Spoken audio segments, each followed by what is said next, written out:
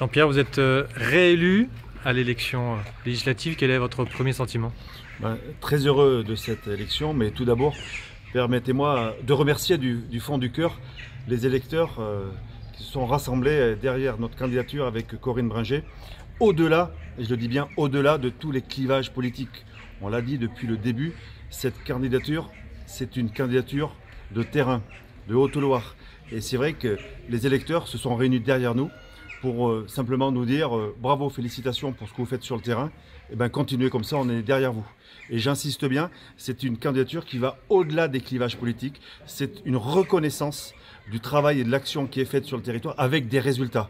Et donc, je remercie d'une manière très forte l'ensemble des électeurs qui se sont portés sur notre candidature.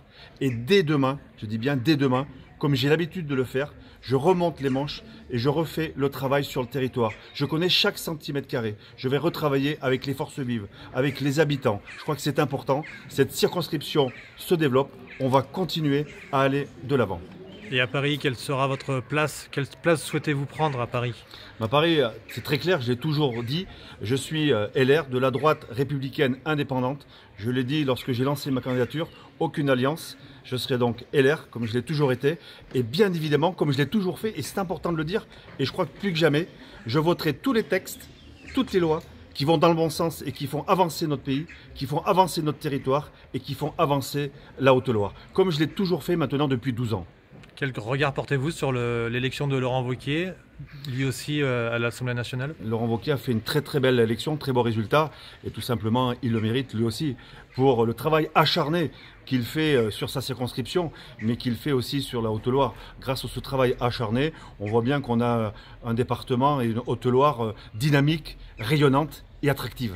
Est-ce que ça valide sa ligne de rester LR et de ne pas tenter l'aventure avec le RN comme Éric Ciotti? Il l'a toujours dit, bien évidemment que ça valide sa ligne.